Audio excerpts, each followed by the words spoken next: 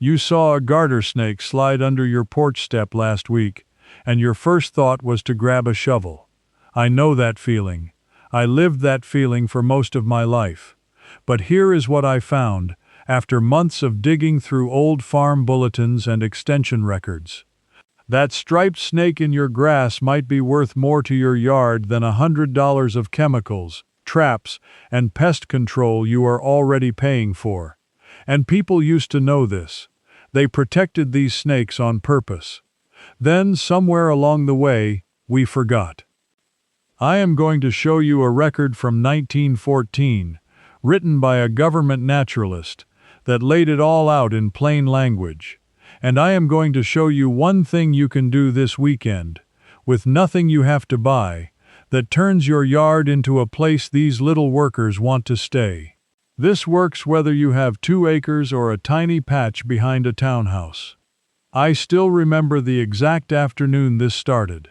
I was standing over a dead garter snake I had just killed near my tomato beds, and my neighbor, a man in his 80s named Walt, looked at it and just shook his head and said, "You have no idea what you just did." That sentence stuck with me for years. So let me walk you through what I found, clue by clue, because once I pulled the first thread, the whole thing came apart in my hands. Let me start with the thing that made me stop and put the shovel down for good. For years I assumed a snake in the yard meant trouble.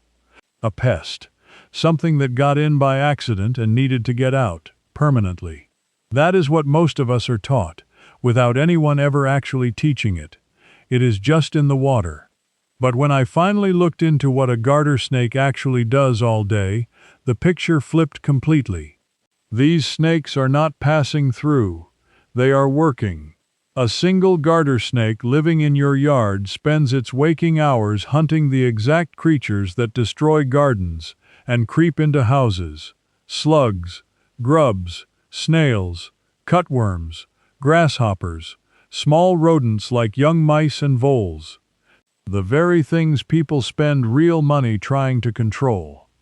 I found a study out of the University of Nebraska extension work on garden pests that put slug damage into hard numbers, and slugs alone can destroy a huge share of a leafy crop before you ever notice a hole. Lettuce, hostas, strawberries, seedlings. A slug will eat several times its own body weight, and it breeds fast. Now here is the part that got me. Garter snakes love slugs. Some of them specialize in soft-bodied prey.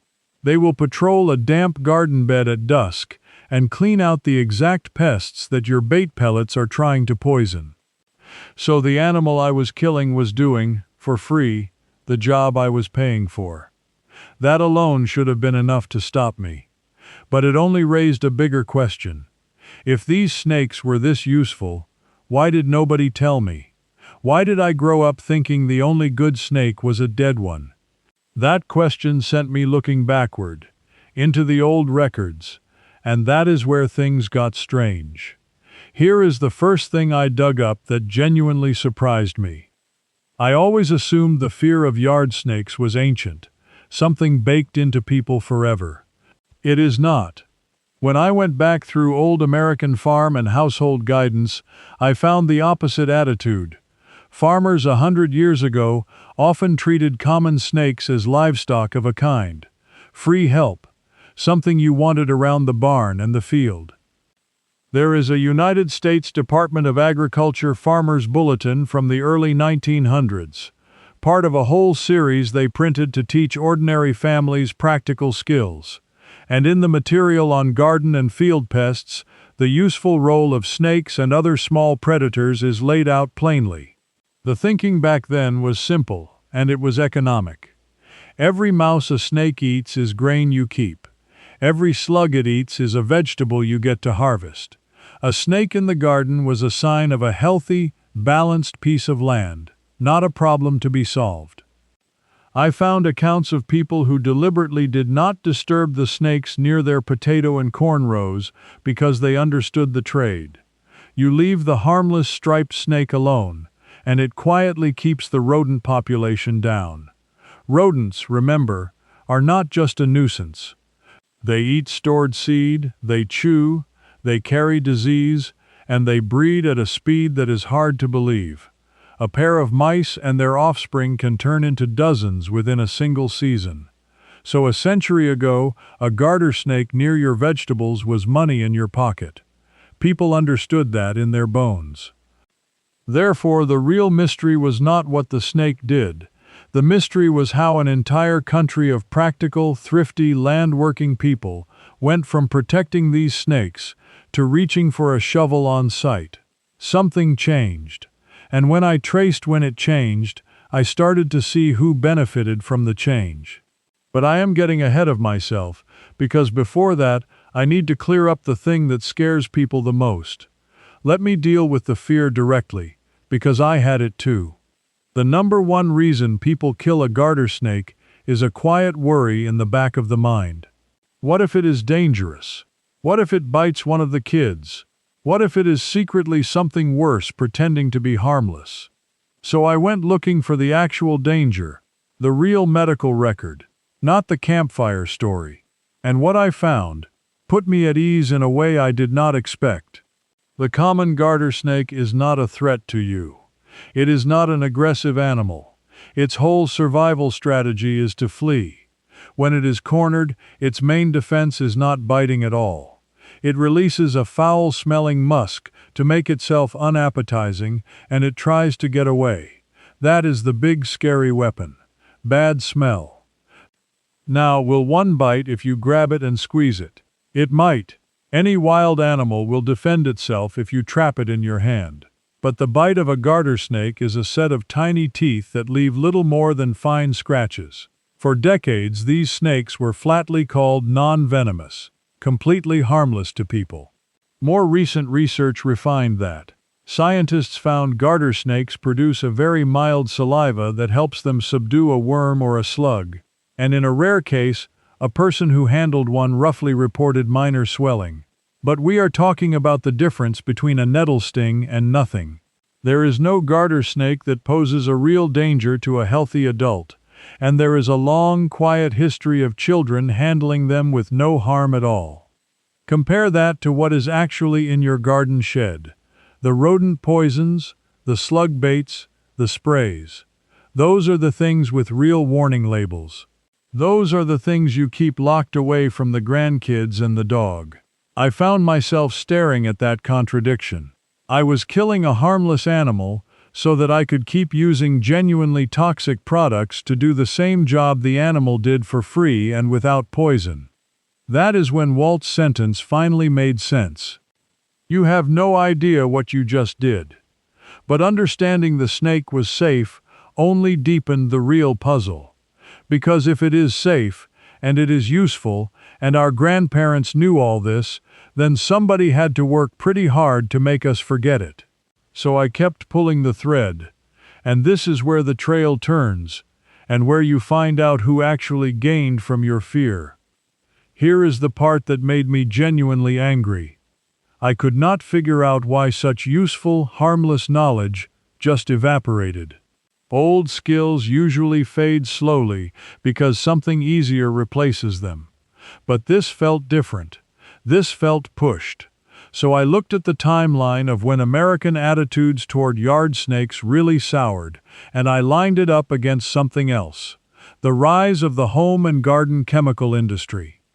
After the middle of the last century, roughly the 1950s and into the 1960s, there was an explosion of consumer products aimed at the suburban homeowner.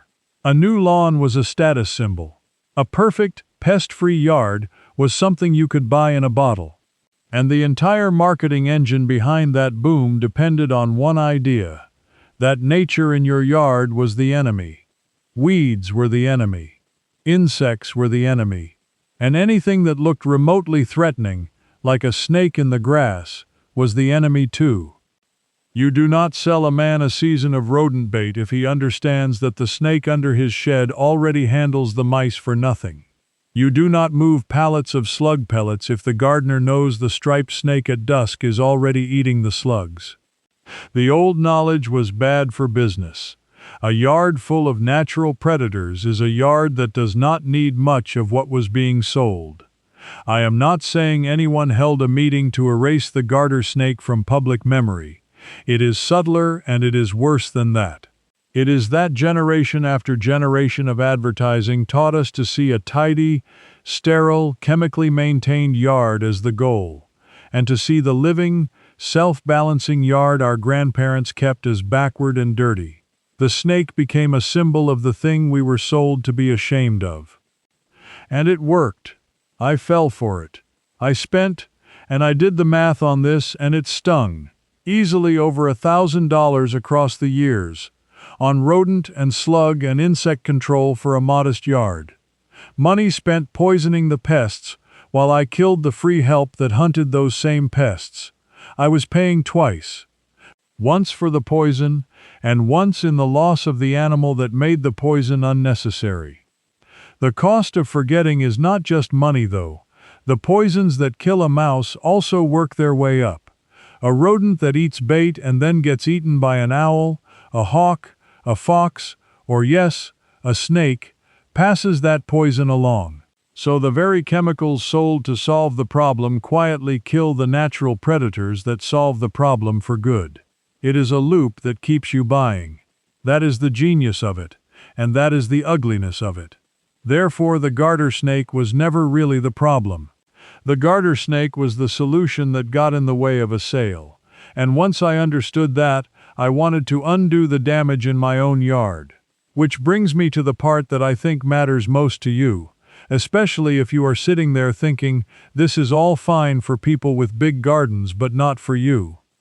And that moment, when the whole thing flips and you realize you were working against your own land, is exactly why I sat down and wrote all this out properly. What you are getting in this video is one animal, one weekend fix, and it works. But the full write-up I put together goes wider.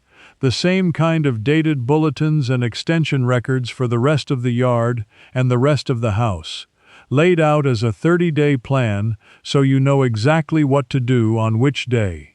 Using a scrap board, a brush pile, a bucket, a corner you never touch. No spray, no zapper, no quarterly contract, no removal quote, ever again. There are real cases in there, and ready-to-use templates, so you can hand your wife or your neighbor the reason, and not just the result. It is the reason I have not called a pest man since, and it is the only place I have written the whole system down. If you want it, scan the QR code right there on your screen. Link in the description, pinned comment, and the collection is yours to work from tonight. Now, back to the fear, because understanding the snake was safe only deepened the real puzzle. Now, maybe you are listening to this and thinking, this is nice, but my yard is already set up. I do not have a garden. I have got a fence and some grass and a patio. This does not apply to me. I thought the same thing. So I built this next part specifically for the yard you already have, using only what is already lying around it. Because here is what I learned. You do not attract garter snakes by buying anything.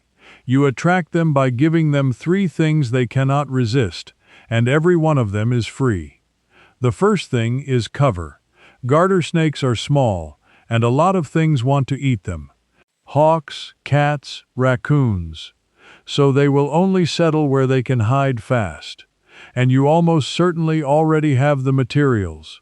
A flat board laid down in a quiet corner, a small pile of rocks, a section of old logs, a piece of plywood or an unused paving stone set near a garden edge or against a shed. What you are making is called cover, a shady, protected spot where a snake can warm up safely and duck out of sight. I took an old plank that was leaning uselessly against my fence, laid it flat in a sunny but sheltered corner, and within a few weeks I had a garter snake using it regularly. That is the entire cost. Moving a board I already owned. The second thing is a little moisture. Garter snakes like damp areas because that is where their food lives. The slugs, the worms, the amphibians. You do not need a pond. A shallow dish of water sunk into the ground near your cover, kept filled, is enough.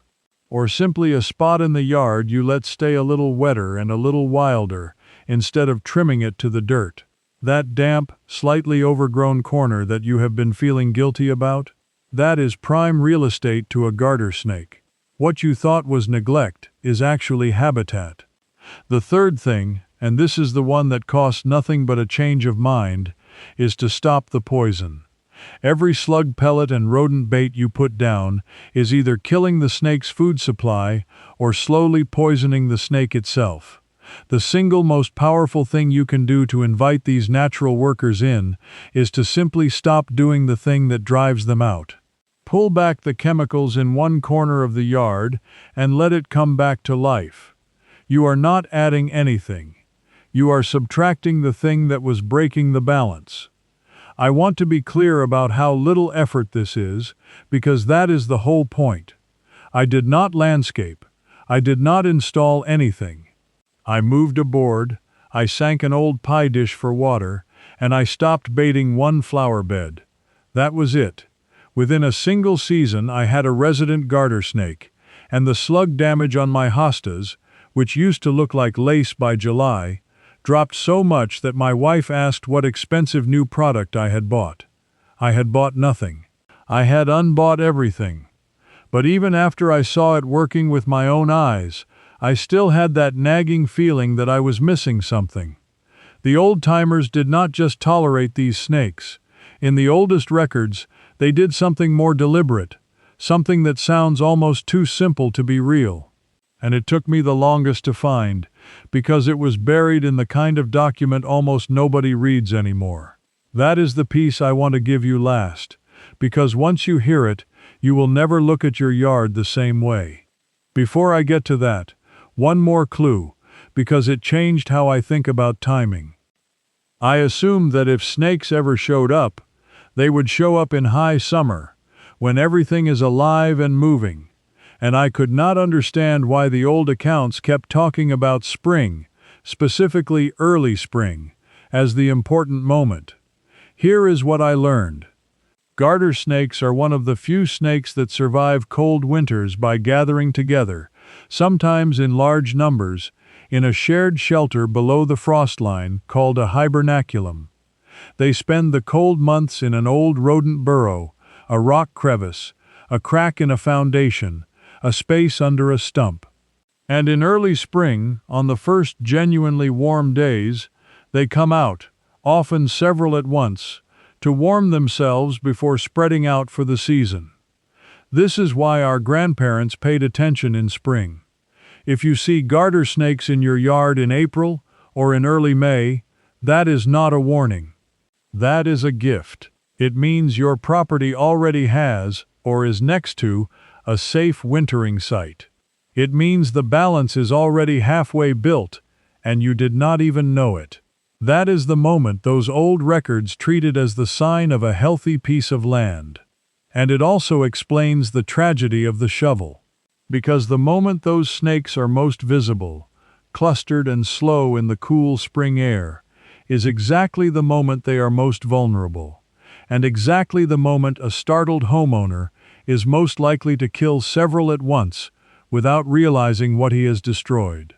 People wipe out a wintering colony that took years to establish in a single afternoon, thinking they solved a problem. They actually deleted the yard's free pest control for years to come. So the timing that scared people was the very timing that should have reassured them. Once more, the truth was the exact opposite of what we were taught. But knowing all this, the safety, the usefulness, the history, the timing, still left me with one practical question that the modern guides could not answer.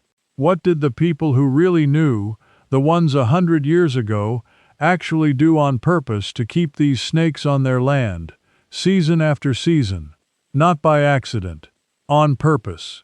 And that answer was waiting in an old document, and it is so simple it almost made me laugh.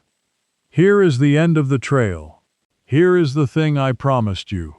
When I finally got my hands on that early United States Department of Agriculture Farmers Bulletin material from around 1914, the guidance on managing small land for the benefit of useful animals, I expected something complicated, some elaborate old method.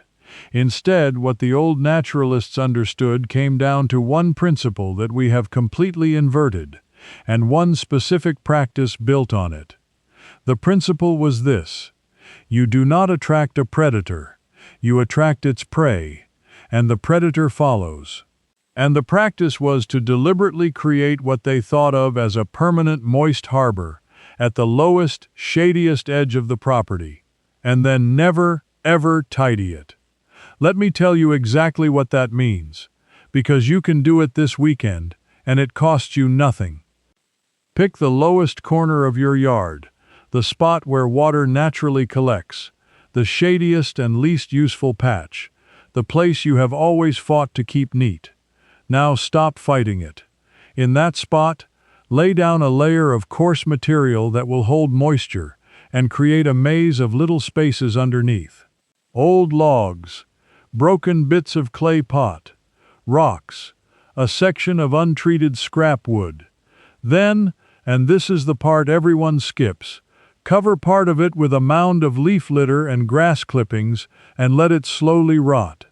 That decaying, damp pile becomes a factory for the soft-bodied creatures garter snakes eat. Worms, slugs, insects breed in it. Amphibians shelter in it. And the snakes, following the food, move in above and around it, using the logs and rocks to bask and hide. The old-timers called this leaving a wild corner, and they did it on purpose on otherwise tidy farms. One deliberately unkempt, damp, brushy corner, left alone, that acts as a permanent engine for the entire yard's natural balance. It feeds the prey feeds the predators, and the predators, your garter snakes, spread out from that corner every day to patrol your garden and hunt the pests near your house. The genius of it is that it is self-sustaining. You build it once, you never maintain it. In fact, maintaining it would ruin it. The messiness is the mechanism. In a culture that sold us the idea that a good yard is a spotless yard, the single most valuable thing you can do is leave one corner gloriously, productively, deliberately messy. That is the secret our great-grandparents knew, that the chemical catalog spent 50 years training out of us, and that was sitting in a government bulletin from over 100 years ago the whole time. I built mine last spring in the far back corner where the downspout drains, and nothing ever grew right anyway. A pile of old fence rails, a heap of rocks from a bed I had torn out, and every bag of leaves I would normally have dragged to the curb, dumped right on top. I did nothing else. By midsummer that corner was alive, and I had not one but a small handful of garter snakes working my yard. The mouse tracks I used to find along the shed in fall did not appear. The slug lace on my plants was gone. I have not bought a single bag of pest bait since, and I do not intend to ever again. That is the whole thing. That is what was taken from us, and sold back one bottle at a time. Not a product. A relationship with the land that costs nothing and works better than anything on the shelf. So the next time you see that little striped snake slip under a board in your yard, I hope you feel what I feel now, which is not fear, but something closer to gratitude. That is not an intruder. That is the oldest, cheapest, most reliable pest control ever discovered, showing up to work for free, the way it did for the people who came before us, before we were talked out of knowing better. You are the kind of person who would rather trust 100 years of hard-earned common sense than a marketing slogan on a spray bottle. That is why you made it to the end of this. And that instinct, that quiet suspicion that the simple old way was better, is almost always right. Now I want to hear from you. Have you been killing garter snakes in your yard without knowing what they did? Or are you one of the few who already knew to leave them alone? And be honest, when you first saw that snake this year, did you reach for the shovel? Tell me in the comments, I read them. And tell me where you are watching from, because I am genuinely curious how far this old knowledge still lives. If you want more of these buried practical methods, the things that quietly worked for generations before we were sold something more complicated, come along with the rest of us who are digging them back up. Next time, I am going to show you the forgotten reason our grandparents kept a specific plant right by the back door, not for cooking, but to keep mice out of the house entirely, and the old bulletin that explains exactly why it worked. You will not want to miss where that trail leads. Before you go, let me tell you what comes next. The deeper part of this video is waiting inside the Old Ways Almanac, where I walk you through it, one piece at a time. Inside, you can ask me your own questions, and a real person answers, never a machine. And you won't be alone. Folks like you are already there. Just point your phone's camera at the code on the screen. Cancel anytime with one click. Now, that little garter snake isn't your only quiet helper. There's another visitor most folks chase away, and it's actually eating the ticks that could bite you. Let me show you why you'll want it around. It's starting right now.